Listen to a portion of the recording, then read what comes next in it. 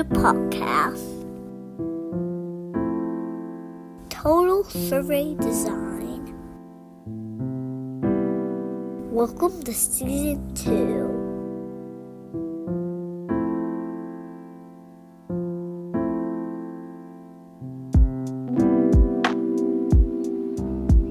Hello everyone. Welcome back to the Total Survey Design podcast. My name is Dr. Azdren Coma. In this episode, Seon Yup and I had the privilege of interviewing Dr. Jon Krosnick. We recorded our conversation at the historic St. Louis Union Station Hotel during the 2025 Annual American Association for Public Opinion Research Conference, or AAPOR 2025. Just to share a bit more about who Dr. Krosnick is, Dr. Krosnick is a professor of political science, communication, and psychology, and the director of the Political Psychology Research Group at Stanford University. This research group explores topics such as attitude formation, political behavior, survey research, and public opinion, particularly on environmental and climate change issues. He also advises the U.S. Census Bureau, has led national studies on voting behavior and climate change, and has published extensively both in survey methodology and social psychology. I also want to point out something relevant to survey methods. Among many other awards, he has won the AAPOR Lifetime Achievement Award for outstanding research. In our conversation, Dr. Krosnick reflects on his path into survey design, the role and importance of mentorship, and we spend some time discussing his work on measuring trust and improving validity in surveys. He discusses the founding of a new research center at Stanford and the deeper purpose of scientific work. We also explore the broader challenges of academia, including the publisher-perish culture and the need of a compassionate form of constructive criticism, as well as the value of humility, replication, and applying rigorous methods to real-world problems. It was an honor to chat with him. Let's dive into the conversation. When did you discover surveys? Or, I don't know if I want to phrase it as a love for surveys. Do you love surveys? Sure. Survey design? Absolutely. So when did you discover that? Well, I went to college having loved science and math in high school. And I went to high school long enough ago that at least at the high school I went to, there was no social science. And so I didn't even know there was such a thing. But I knew I liked science as a process. And my dad was a medical doctor. And so I thought I was going to grow up to be a physician because that was kind of all I could really. I didn't know much about professions, truthfully, but I thought that was the likely direction. I had been a really serious percussionist and drummer in my early years, and so I did for a while think about, do I want to go the kind of medicine science route or the music route? And it became clear that I was good but not that good as a musician, so I could, better to do something else. And so when I went to Harvard as an undergraduate, I declared, for no good reason, I declared myself a biochemistry major. Like, you don't even have to declare a major when you get there, but I just said that anyway. Just because biology or chemistry seemed too simple. I had something more, little did I know, biochemistry is really challenging. But, so first semester at Harvard, we took 4 courses a semester, and so there was a required math course I had to take, and a required chemistry course I had to take, and a required writing course. And then I had a 4th course slot open. And at the time, Harvard had a book that was about this big and 2 inches thick that described in detail every single course being taught at the university. And so at Stanford, we have this ridiculous rule that professors can only describe courses in 17 words, and they can't be complete sentences. It has to be a little summary or whatever. But Harvard faculty wrote paragraphs. And so don't ask me how, but I went through this whole book and I read the Psychology of Politics course description, and I thought, that looks interesting. So I go to the classroom, which is in the basement of William James Hall, where the psychology department is. And it's 400 people, big classroom. And I'm just new at Harvard. I don't know what's going on. I'm sitting in the last row. I'm listening to this lecture, and it sounds interesting. And then at the end of it, Tom Pettigrew, who was the professor, said, okay, we're done for today. I want to see the following people up here now before you leave. Bing, bing, bing, Krosnick, bing, bing, what? So I go up there, and he says, okay, you're all freshmen. You don't have the background for this class. I really strongly advise you not to take it. But if you want to take it, it's up to you. Good luck to you. And so I ended up taking it and just entirely fell in love with the scientific study of human behavior and political behavior in particular. And Tom had always done survey research. He's very well known. He's alive still. He was very known. Well, he's really old, but he had always done research on racism and intergroup relations, which the Stanford social psychology program had a history of focus on. Gordon Allport, who was a gigantic name in that area, was at Harvard previously. And so I was bit by the bug. And then found a guy named Charles Judd, who was at the time an untenured assistant professor in the psych department, and took courses with him. And just I learned enough about him to say, I want to grow up to be that guy. So I forgot, get rid of biochemistry, switch over to psychology, and he eventually. I took his courses, other courses, and it was at a time when psychology was introducing sophisticated statistics in a way that it hadn't had before.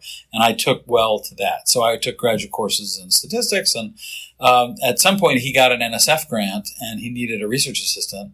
And so he hired me as his research assistant. And the project involved survey data. Here, I'm finally getting around to answering your question. That involved national survey data, the American National Election Study data, that the University of Michigan had been collecting for a very long time. And the project really happened because of another guy, Mike Milburn. Mike, for a long time, has been a professor of psychology at the University of Massachusetts in Boston. And he had an idea about some of Phil Converse's very important political science research, where there was kind of a different way to analyze the data with new analytic techniques, and that seemed to indicate different conclusions were merited about how the American public thought about these things. So bringing survey data together with statistics was when I really got engaged. And, I had to go, I don't know if you know the ANES, but the back in those days, there was a big code book for each year of the survey. And you had to read your way through this code book in order to understand how the survey was done. And, so I, as an undergrad, I did that and, got into the data, and that was the start. So, as an undergrad, I didn't do any type of research work. So is that common at Harvard or? I don't think so. There's kind of two answers to that question. Answer number one is that for Tom Pettigrew's class, I had to do a class project. And it involved the survey, but it was also an experiment. So it's really kind of amazing that this happened, but I was sort of interested maybe in a career in the record industry because the music part of me coming together and I was really interested in jazz. And so a friend of mine introduced me to a friend of his who worked for Columbia Records. And you guys may not know, Columbia Records was big dog label. And they had all the major jazz artists who I was interested in at the time were on Columbia. And so this guy was very nice. And I said, I'm kind of interested in what your career is like. Could I come spend a day with you in the office? So I go spend a day with him in the office. And, kind of shadowed him. And at some point he said, I wonder if you might like to help me with a research project that I'd like to do. And so it turns out that the way Columbia and basically all record labels at the time would advertise a record was they would take out ads in magazines advertising the new Billy Cobham record to jazz fans in a jazz magazine, or maybe in Billboard magazine, which was a more general magazine of music. But they were always advertising one record at a time to people who they already knew were interested in it. And this guy had a really interesting idea. He said, what about advertising the entire genre of jazz to people who aren't in the jazz, aren't interested in jazz? They don't know they're not, So we made radio ads that had lots of snippets of jazz with a narrator talking people through it. And we bought airtime on Boston radio stations and actually, did a field experiment. It was what you call an interrupted time series in a way where we're measuring sales of jazz records. Then we put the ads on and then we measured sales of jazz records after that. And as far as we could tell, they didn't have any effect at all. But I really love those ads. And we actually, 40 years later, I did an experiment recently where I exposed people in an online survey to the ads. And it turns out that they had statistically significant improvements in interest in hearing more jazz, interested in buying jazz recordings, all that, lots of dependent variables. So so one answer to your question was, like, in a class, I had an assignment, and so I ended up doing that project. Okay, great. And Columbia gave me a bunch of money to do it, which was great. Okay, so that's one answer. Another answer is that I think it almost never, probably an undergrad, would be a paid research assistant on an NSF grant. That was incredibly lucky for me to have that opportunity. It's difficult to replicate the same experience. But in my time in graduate school and as an undergrad, the things that I valued the most are the good mentors that I had. I think you would agree if I were to say something on the lines of like professors should focus on being better mentors, but but I think you're making a really important point that for me personally, I'm incredibly pro mentor. I think it just makes life so much easier for all of us to see examples of folks doing what we want to do, to be able to know how to do it and to know that we want to do it. And it's actually kind of interesting that I was talking to my wife recently, and I kind of realized that she never had a mentor in her life. And she said that's true, that there was nobody ever who she looked at that way. But for me, it's like every time something good happens to me, I'm like, thank you, mentors. Those are the people who set me up to have it happen. So I'm with you on that. Yeah, it sounds like you just had, when you were describing the first few years of your undergrad career, let alone, you just had so many good role models to just, take after and just model yourself on. And then I guess, as the saying goes, sometimes you eventually go a different direction from them, or end up outgrowing them, or, being levels with them. So, yeah. I was going to say, I think it's real, just to add a little bit, because you worked on the ANES data. I thought it was interesting that you pointed out today some issues with current measurements on trust. Yeah. And because I remember, so we took a political science class, and we did a whole week on trust, and I know that we read papers that used that data. So I thought that was really fascinating, and I hope I was like the new Ozlaner's name. Yeah, exactly. Yeah, he's one of the big dogs in that area for sure. Right. And there are people who love that dichotomous item that are, it's just been used a lot. They've generated a lot with it. But in our case, we felt like, couldn't we do better? And then it turns out we could do better. So, but I think you also point out some really good points. And we've worked for the Social and Economic Science Research Center as survey design consultants, and it's one of the easiest things to point out in a survey is when a question is double barreled, and that's one of those questions where I'm like, oh wow, what are they measuring? There are two things that are measuring. So just to cue in the audience, could you just tell us just a little bit about that question, the original ANES question, measuring trust? Yeah, so the ANES doesn't get credit for creating that question. It was created earlier, and yet the General Social Survey and the American National Electorate Study both adopted that question as the standard. And the question says something like, do you think most people can be trusted, or do you think you can't be too careful in dealing with other people? And what I talked through today in the presentation, which is research that I've done with Sebastian Lundmark at the University of Gothenburg in Sweden, is that the question is kind of wacky. As you said, double-barreled is kind of a nice way to put it. That it's one asking about whether most people, it's kind of like a yes-no question, most people can be trusted, but then it's got this other side of it of being careful, but not being clear exactly careful how. But when it's in the context of the first part of the question, at least you kind of realize that it means being careful not to be taken advantage of by somebody who can't be trusted. But, the problems that we identified were, in addition to that, the fact that any dichotomous item like that, there's almost certainly a continuum. There are kind of more points on the scale than just two. And so we did find that, adding in experiments that we did in national surveys, that by adding more points to a rating scale, you got more validity. And interestingly, when you try to optimize the design of it, we thought about, well, you could make a continuum in terms of how many people can be trusted. You can make a continuum of how often people can be trusted. You can make a continuum of the probability that somebody can be trusted. And it's like, I don't know of a basis in theory to prefer one over another. They're all kind of plausible ways of doing it. And as I showed in the paper today, do any of them is better than doing the dichotomous item. Can I follow up just a little bit on something so you're talking about figuring out a better measure with greater validity. And this is something that I'm still learning about. So I'm just curious, like, what are the things that you look for that show you something is more valid, like a certain survey question, right? So I think this would be helpful even in other survey measures and other survey questions. So, like, how do you know a question is valid? Like, how do you know one question is better than another one? Like, what do you look for to prove that internal validity? So, okay. Or external. Right. Okay. So let's sort that out for a second. So internal and external validity are actually attributes of a study, not attributes of a measure.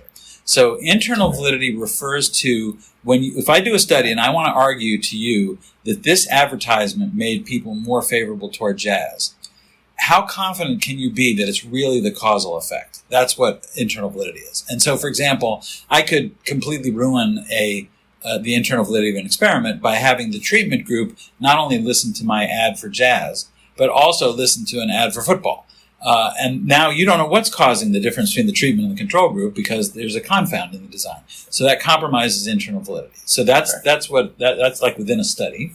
External validity is about the degree to which the findings of a study generalize to the world. So if I have online survey experiment people listen to my jazz ad, seems to make them more positive. How confident can I be that if I did that in the real world with real people and radio, would it really work? So you're asking, though, about measurement validity. And the American Psychological Association was very helpful decades ago in talking about different styles or types of validity of measures. And what I talked about today is sometimes called predictive validity and sometimes called correlational validity. So let me walk you through this. So I think your question is right on. Like you're saying, well, okay, you said that this measure of trust is better than that measure of trust. How do you know which one is the better one? And so the answer to that is that we can't know because, like in a paper that was presented at AAPOR this afternoon, we did something very different. We were asking, do you have diabetes? Do you smoke cigarettes? Things like that, where you actually can look at some external criterion and compare and say, is this measure accurately reflecting? In this case, if you ask somebody's opinion or how much they trust, well, there is no truth of how to measure trust. So what we do is the following. This is the way predictive validity works. That you have some people answer the dichotomous question, and you have other people answer the 5-point rating scale, and everybody answers some criterion questions.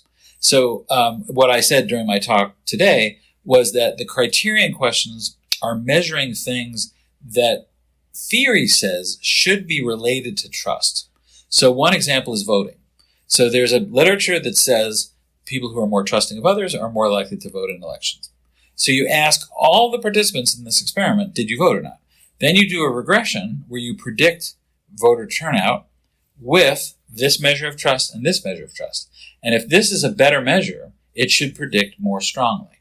And those are the findings that we showed in that paper today. So that's only one.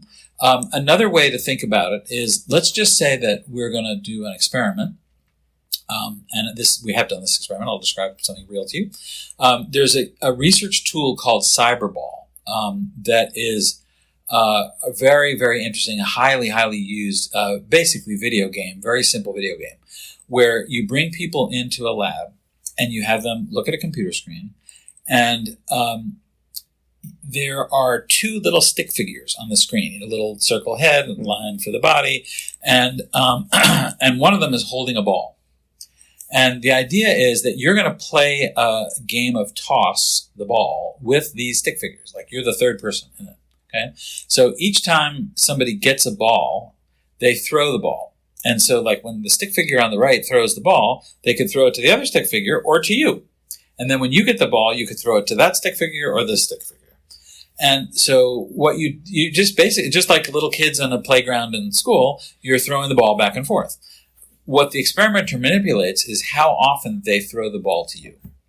And so what they do is they create what's called ostracism. So look, if they throw the ball back and forth to each other and you don't get it, it's amazing how much that feels like the playground. Like playing that game, it feels really unpleasant, even though you know you're playing with two stick figures and a computer, but you feel excluded. And it turns out that reduces trust, generalized trust in other people, if you play that game and you get ostracized. So now the question is, okay, if we have two measures of trust, let's see whether the effect of the treatment on this measure is stronger than the effect of the treatment on that measure. And if that measure is the more valid one, the effect of the treatment will be stronger on the more valid one, because you're getting rid of noise and you're picking up the signal that theory says you should expect to see there. And so you got theory on your hand, on your side on the one hand, and then you've also got the evidence of the effect happening on the other hand. So lots of studies like that are offering now what's called convergent validity. So that is like a series of different studies using different methods that all support the idea that the 5-point scale is better than the dichotomous item. And that's how we do it, because we can't do what Elizabeth Elder talked about in her papers this afternoon, which is, compared to some measure of truth, because there is no measure of truth. I just want to say that's fascinating. No, the cyberball experiment, it's so interesting because as sociologists, I've always loved George Zimmel's idea that triads are the smallest unit of societies. So when 3 people, including yourself, are doing this really no rule ball tossing game and you're left out, that means something. That invokes some emotion, some affect, and that again creates some values. It incites some values of ideas of trust. And so it's really interesting because I've done experimental studies. You have done experimental studies in the past. So survey experiments. Yeah. So then to use that the game with the ball, you have to bring people into the lab, right? I'm assuming. No, we had people. We had people play cyberball from their homes in online surveys. Oh wow! Yeah, I just imagine it has to be a software that you install, but you do it. You don't. I mean, in the old days, so this was invented by a guy named Kip Williams, and Kip initially was doing it in labs and had people come in, but now you can run it online with no special software, just in the context of an online survey. That's pretty cool. I need to look that up. Yeah, no, I think cyberball. I appreciate sharing that story about that. So I was at your session about the people from different universities talking about how they came about and how they are running their survey research institutions or organizations at their current institutions. But first off, congrats on your launch. Yeah. But I just wanted to hear what were the inceptions of that institute, what brought about that institute, and maybe your kind of a personal anecdote that led up to that start. Yeah, well, there's kind of two answers to it. The way I think about it, I spent 18 years on the faculty at Ohio State when I came out of grad school. I was a professor of social psychology and political science there. And we had a great time in Columbus. Our daughter was born there, raised her up, into middle school. And I have a second life as a jazz drummer, a professional jazz drummer, and it was a good place to play music. Ohio was great. But after maybe 12 years or so, I qualified for a sabbatical. And all of my mentors had sabbaticaled at Stanford, at the Institute for Advanced Study there. That's the CASBS, it's called, the Center for Advanced Study in the Behavioral Sciences. And it's an amazing place. It's up on the top of a hill overlooking the campus. There's 50 offices. There's a dining room. There's meeting rooms. And you go there for a year and you just work in your office, and then you come out and have lunch with all these people, and then you enjoy California. And so we were there 2 months, and I realized I would like to live here. So I started looking around for jobs, but there weren't really faculty jobs. And so we went home, and then, a few years later, Stanford called and said, yeah, how about you come here and join the faculty? So after we moved to Stanford, Harvard realized that we were movable. My wife is a professor also. And so they said, well, maybe you'd like to come here. And so we said, well, we'll interview. So we went and did interviews. And as they were offering us jobs, the president's office basically did the recruiting of senior faculty there. The woman in that office said to me, okay, we want you to do something really big when you come here. Like tell us something, it's a huge project and we'll fund it and then you'll do it. And this was, it was an important way for them to recruit faculty. And I think it's funny. I mean, my wife and I had both been undergrads at Harvard, so you would think maybe we would be attracted, but it was kind of the opposite. Like we felt a little bit like been there, done that, didn't need to go there again. And California was new and fun, and so okay. But so I said, well, here's something I could do. I could create a Center for Excellence in Survey Research that is envisioned exactly the way you heard it yesterday. And so they said, good, okay, we'll give you the money for that. So if I had gone to Harvard, I would have done this 20 years ago. But as it turns out, we were in love with California, and Stanford said that they would support it, but it took this long for it actually to happen. And it's really importantly due to a guy named Mike Toms, who is the chair of political science. I'm actually on sabbatical this year, so I haven't been on duty, but he's been creating this center and launching it. And so it's really exciting for us to have the opportunity to hire staff and to launch down this pathway of creating what I call the ball of knowledge, which is to pull together everything we know from lots of literatures on best practices in the conduct of surveys, and then to use the ball of knowledge to give the profession more of a leg up on best practices. Because, if you just think about Don Dillman, who you worked with, the guy produced a boatload of books and articles and all that kind of stuff. But if you went down here to any arbitrary person at AAPOR and said, how many of those articles and books have you read?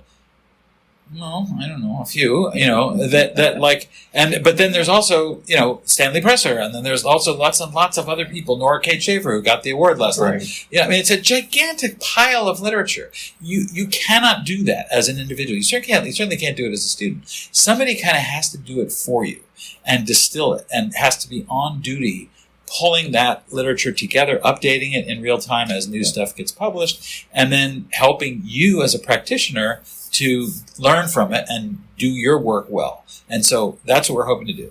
First of all, thank you for bringing up Don Dillman. One thing that I do want to emphasize about Don that he always promoted was good science is science that is communicated well. So things that actually reach the audiences that need it. If anybody looks at his books, they're always very easy to digest. He summarizes the points really clearly and then goes over them like very clearly, point by point. And so a lot of the feedback that he gave me on my dissertation was about asking the questions like, all right, who are you really trying to help? What is the ultimate goal of your research? Is this really important? And just thinking about like the big picture and thinking about like, okay, let's be practical here. Sure, there are a lot of details that are important in the dissertation, but ultimately, what's the goal, or what is the ultimate outcome of this? But another thing that you just said, which is really important, is, I heard a lot of names yesterday that I don't know. And I feel like I've been so invested in the survey methodology for the last few years that, I'm a little disappointed with myself, because I'm like, who are these people that are really highly praised? And I thought I was actually doing pretty well for myself as a survey methodologist. But so I do think it's really important to have somebody who can curate that kind of a library and that kind of knowledge. And yeah, so I'm looking forward to seeing how that turns out, how your project at Stanford turns out. Yeah, this is my first time attending AAPOR. For both of us. And now I'm at a institutional research office, so I got a lot of flack for it yesterday, but which is valid. Not just for me. Which is valid, but I have to do a lot of due diligence to, do that battle. But being the only survey, self-claimed and also, publicly now, survey methodologist, but the only person in the office, I feel like I was doing this lonely battle, lonely work. But coming here, I feel like I got just a lot of moral support and camaraderie. And I feel like, tomorrow when I go back to Kansas, I feel like I have this energy to fight back. And maybe having put faces to those names, I might be able to maybe have the courage to ask them hey, like, I'm stuck with this issue. Like, do you, like, how would you have, like, navigated this kind of, not just methodological issues, but actually, like, talking to higher ups, like, no, we actually have to change the way of wording the questions and whatnot, and how to even approach the higher admin folks, those kind of things. So it was a very, very encouraging experience for me. And imagine having geographically in the same office, having people working together on same projects. Like, that would be just a very awesome thing to have. Yeah. And you may have that someday. But, sorry, whatever you're about to go on to, I want to just resonate with something you said earlier before we do that. So don't forget what you were about to say. I think you raised something really important about Don Dillman. I think when Don told you, think about the effect you want to have, and is it important, and why is it important? It took me I wish he had told me that a long time ago. It took me a really long time to learn that lesson, because as an assistant professor in psychology, I just thought I got to publish in my discipline to get tenure. And I was only thinking about other psychologists, like the people who were going to write the evaluations of me and the people in my department. I wasn't thinking about the world. And when I spent that year at CASBUS, at the Center for Advanced Study at Stanford, the thing about it is, out of the 50 people, there's like 3 psychologists, 4 sociologists, 3 economists, and then, a bunch of people from lots of different fields. And when you give your seminar to that whole group, you can't do it the way you would have to just your psychology colleagues. You're speaking to a larger audience. And I was like completely at a loss. I really didn't know how to do this, and I had to figure it out. And when you realize you got to think about, why is your work important to the world? It's just a whole, at least for me at that time, it was a whole different question. Now, admittedly, social psychology is very different right now. Social psychology came to realize that being relevant to the world is critical. So there's tons of studies on racism and other really obvious social issues. But back then we were like in the mind and doing basic science studies of how influence happened without thinking about solving world problems. And so Don would have said to me, John, think about what's the effect here. And so you're lucky to have had that mentorship. Like, I remember Azdren came back after this one meeting. Don totally just tore it apart. What is this thing? Like, why are you even having this survey? Like, you're not thinking about the broader public. Yeah. And he came to be devastated. But thinking back, like, maybe he was right, because it wasn't just getting this published or getting the survey done and getting the responses done. But there's way more. You have to elaborate on this story. I went to Don with my first version of the dissertation survey, the questionnaire, and he gets read and he looks at it and he's like, have you even done a survey before? You took my class, but like, did you really even, like, I can't, like, he turned red. He was frustrated, but here's the thing. He didn't give up. Exactly. That's the point. He spent 3 hours that afternoon with me in his office working on it. And, he tore it apart, but he gave really good feedback. Honest feedback. Yeah. And he really helped me improve it. So, I mean, yes, it was hard.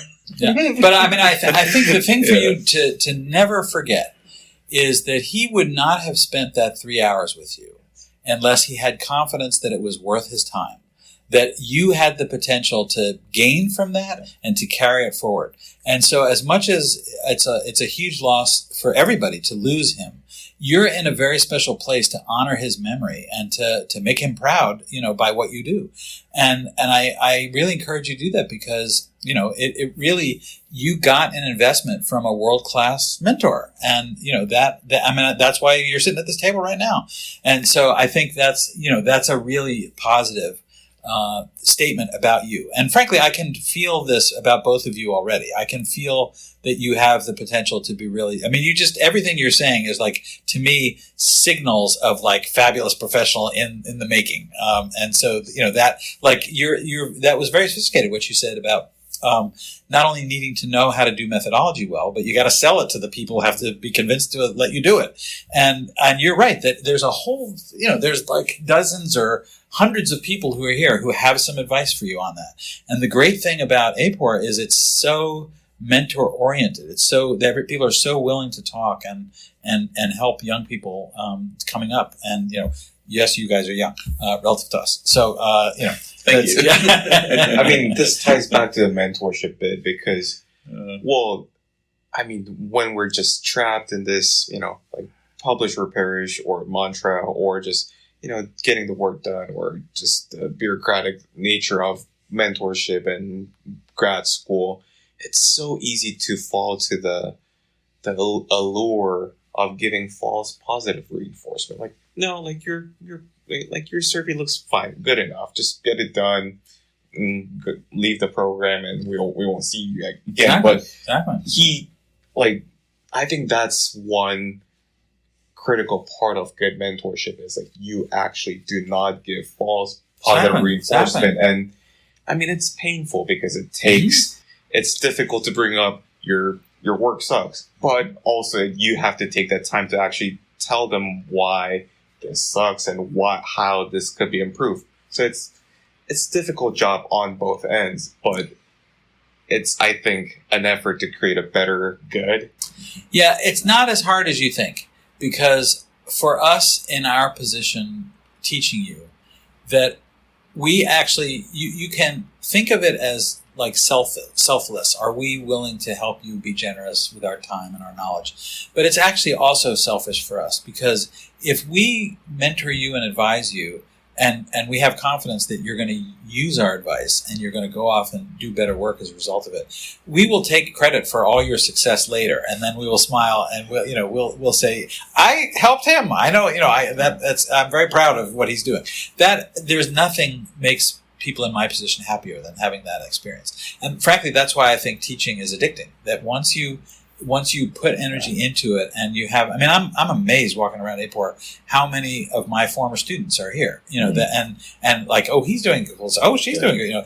The editor of Public Opinion Quarterly, the journal, is my former student. And, so like it's very rewarding. So it's not as selfless as you might think. But I have to add something. There's something to say, and I think maybe I'm wrong, but I think it's a cultural thing where, and this is my own personal experience, I think a lot of academics that I've encountered have a difficulty in like giving that harsh criticism. But on the other hand, I'm like, I understand that for good research, and I think it's healthy for academia to have that kind of like harsh but objective or critical feedback. And I was a little bit disappointed because like with a lot of my professors that they didn't give more harsh feedback. And I think, I was thinking to myself, I'm like, okay, maybe Don was in a position where like I met him and he's like 45, 50 years into his career, and he just doesn't care if somebody thinks that he's being too harsh or something like that. Like he has the authority and he's able to do that. But on the other hand, I wish more professors were like more direct and more critical, but like critical in a constructive way. Yeah. So. Yeah, I can tell you that is hard on our side, is how to balance giving useful criticism. Step one is that whatever questionnaire you walked into that office to show him, you have to be able to tell the difference between that questionnaire and you as a person. You are not that questionnaire.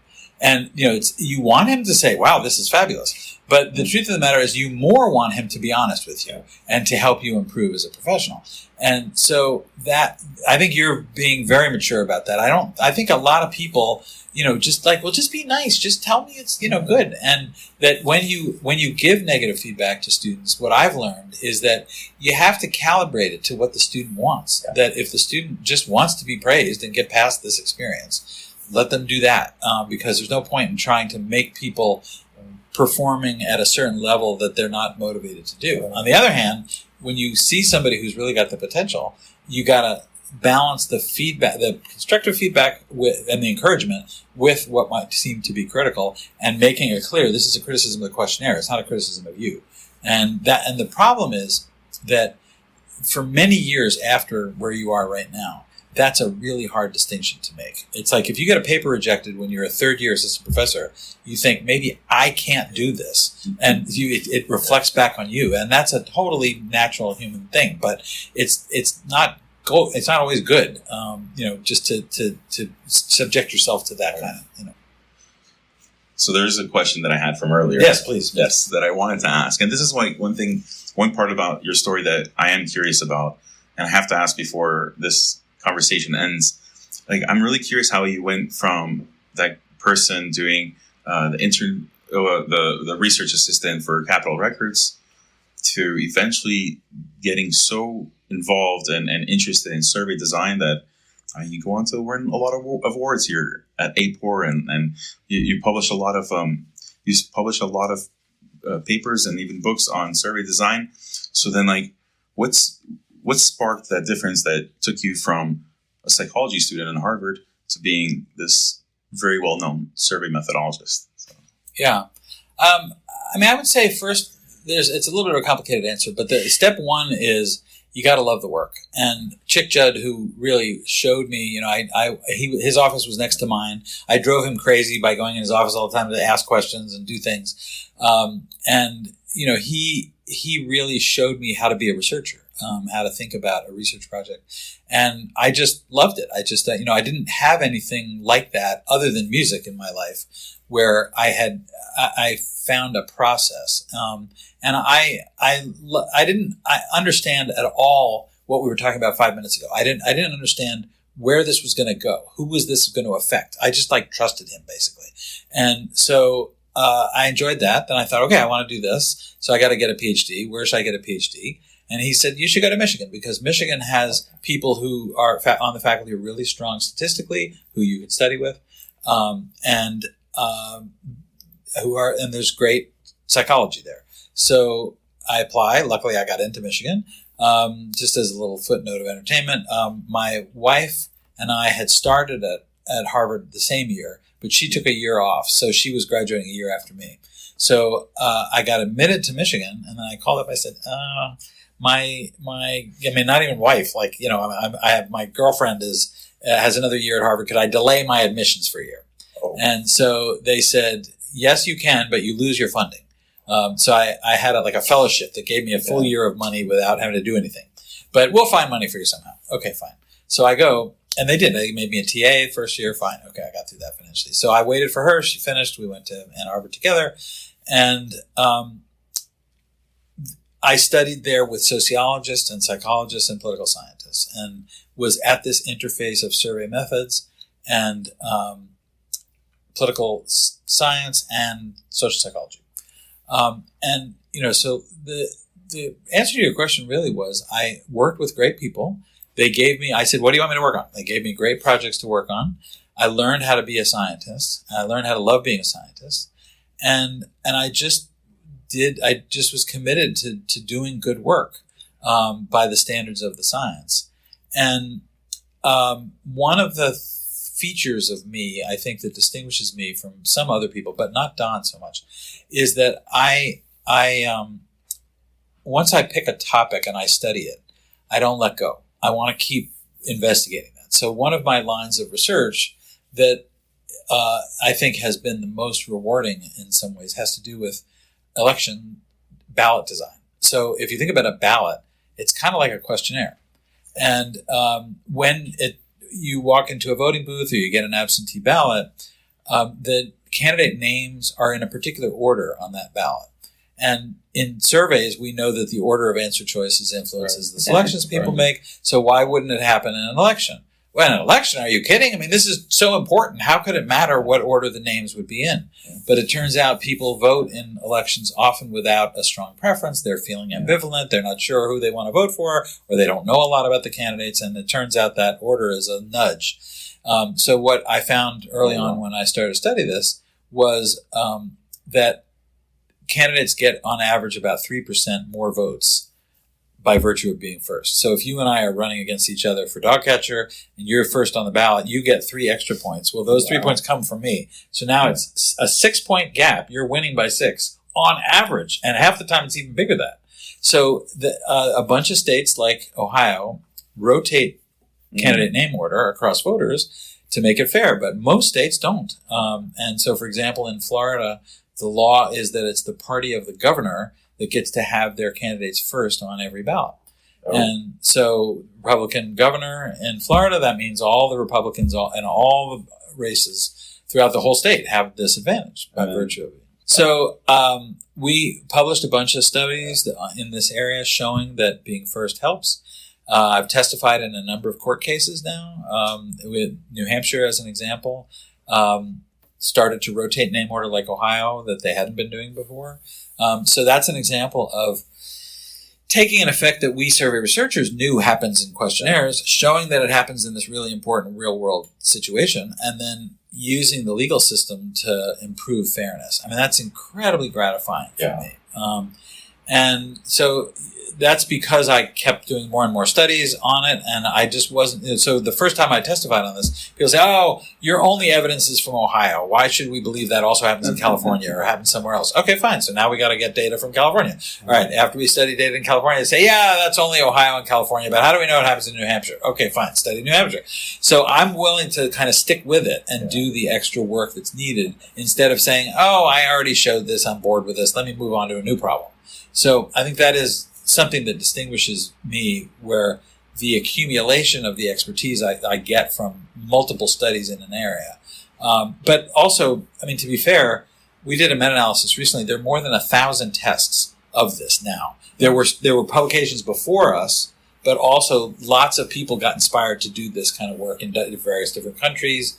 And so, I think the answer is that just like keep your head down and do the work kind of is the logic of it. And so, I mean, why did I win awards? I have no idea. I think awards are great because you can look at that and you can say, okay, well, let me see what a model of a really successful professional is. Not because there aren't 70 or 100 or 200 other people in the AAPOR organization who could have qualified just as much as I could.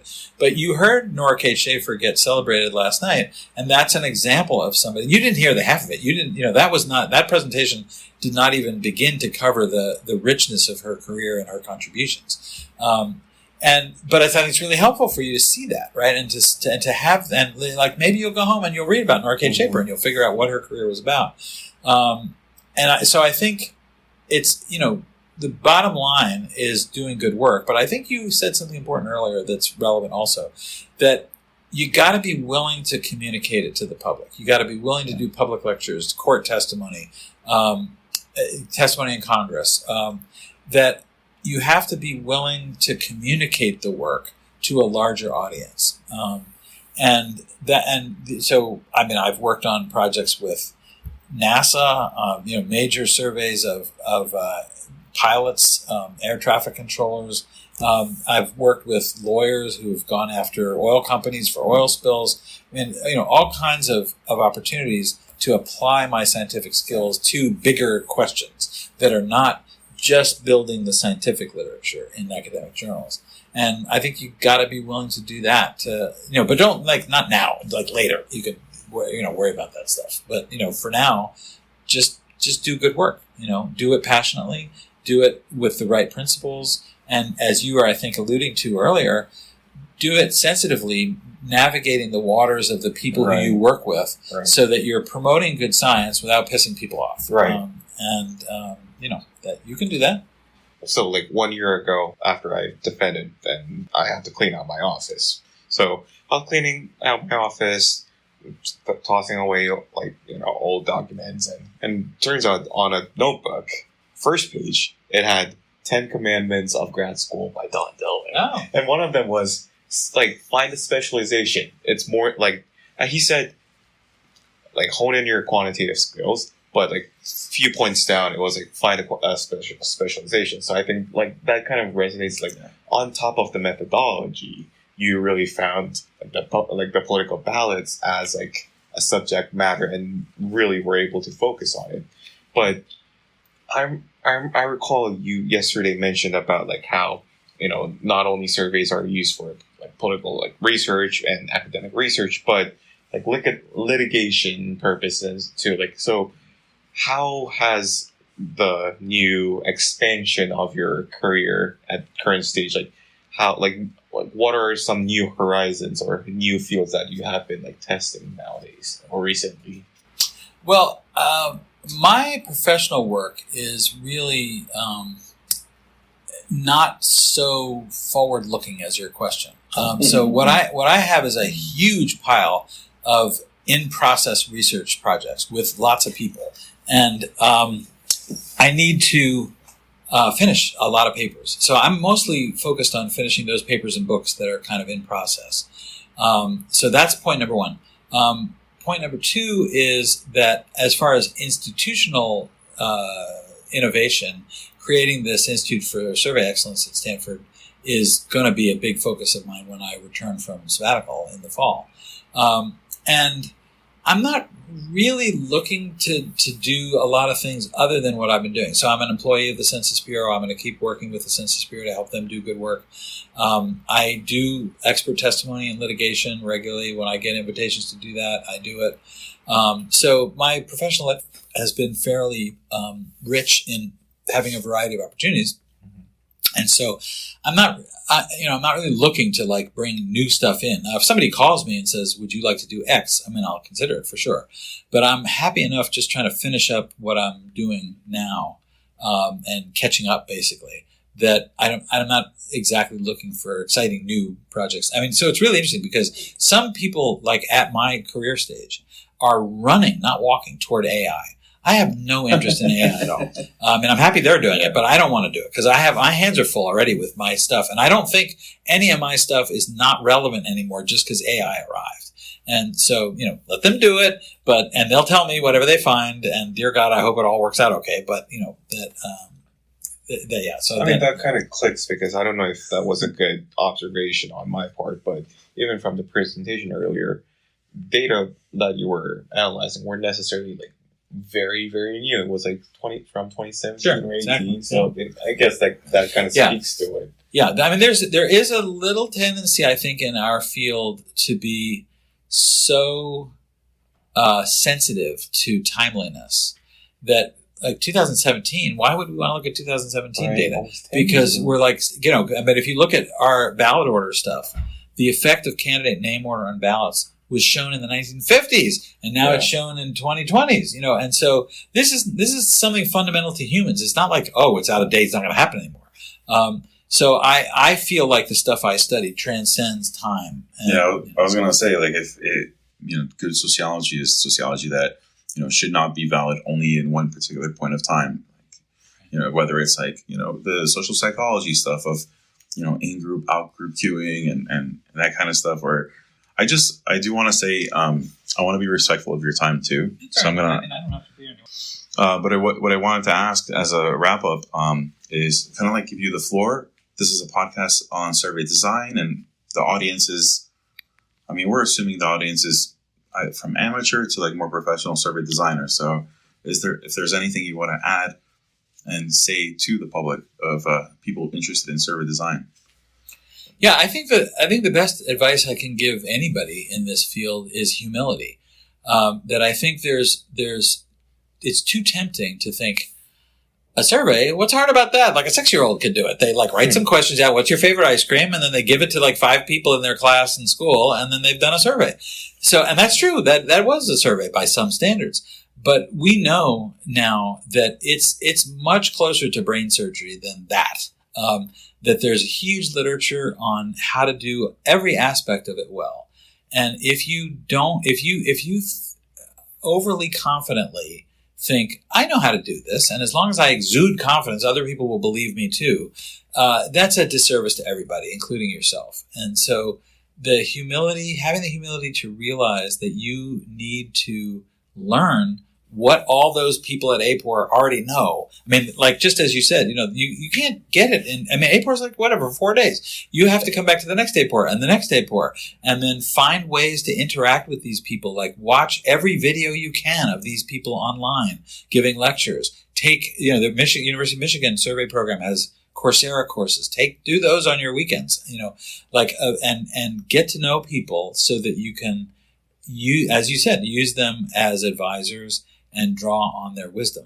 And so I think the more all of us are humble, this is the thing, I described that we're creating this center at Stanford, and the first thing we want to do is create this ball of knowledge. And so one of my colleagues at Stanford said, aren't you the ball of knowledge? I said, God, no, I'm not no.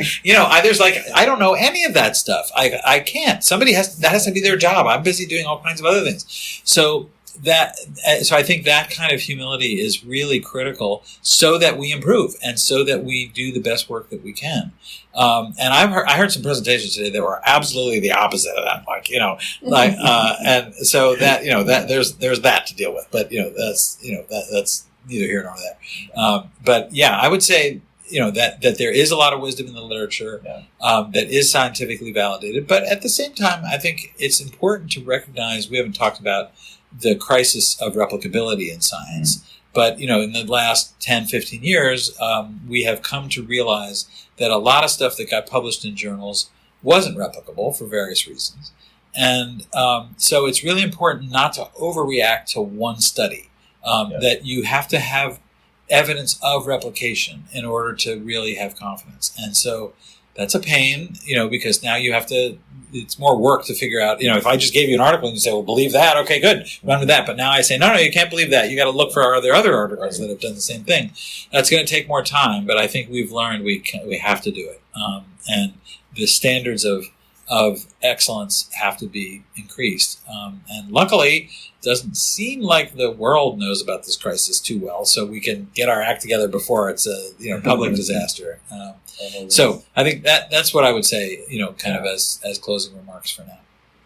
Right. Well, thank you so much for your time, because, we've just bumped shoulders so many times past 3-4 days, but just sitting down in your hotel room, this is not like surreal almost. No, I really appreciate it. And I learned a lot even just from this conversation. So thank you so much. Well, this conversation is more directed at you than like all the rest of the stuff you heard. Right. Directed a lot of people. This is great.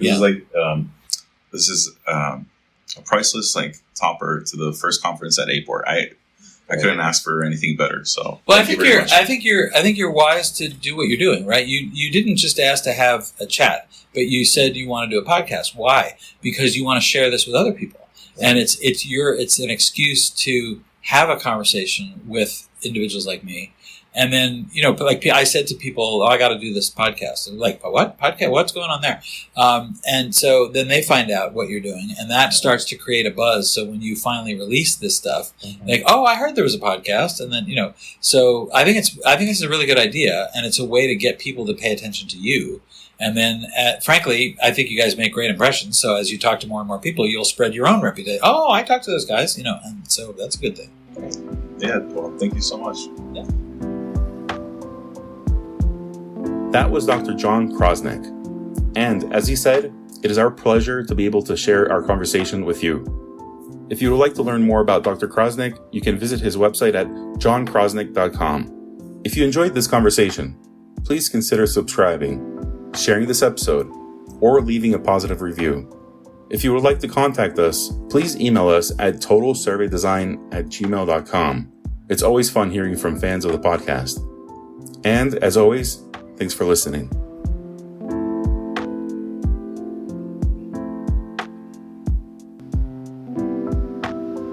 Don't forget to subscribe.